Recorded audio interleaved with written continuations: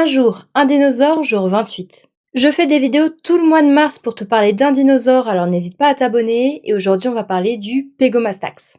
Il a vécu il y a environ 200 millions d'années au Jurassique inférieur dans l'actuelle Afrique du Sud.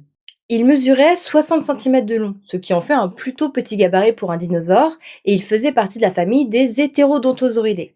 Et son nom signifie mâchoire épaisse. Il faut savoir qu'il a été découvert dans les années 60, mais qu'il a longtemps traîné dans une collection de fossiles à l'université d'Harvard. Et il faudra attendre 50 ans avant que Paul Sereno lui mette la main dessus et en fasse sa publication dans le Zookeys. Alors, il était herbivore et ne mangeait que des plantes. Sauf que, à l'avant de sa mâchoire, il possédait des canines pointues, un peu comme des crocs.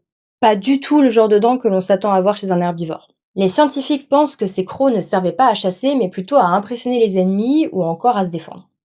Il avait aussi une bouche en bec, comparable à ceux d'un perroquet. Et surtout, certains scientifiques pensent que son corps pouvait être recouvert de piquants, un peu comme un porc-épic. Mais vu qu'il a été reconstruit à partir d'un fossile incomplet, il y a encore beaucoup de choses que l'on ignore sur lui. Mais en bref, ce que l'on est sûr de savoir sur lui, c'était que c'était un petit herbivore qui voulait se donner une allure de punk méchant.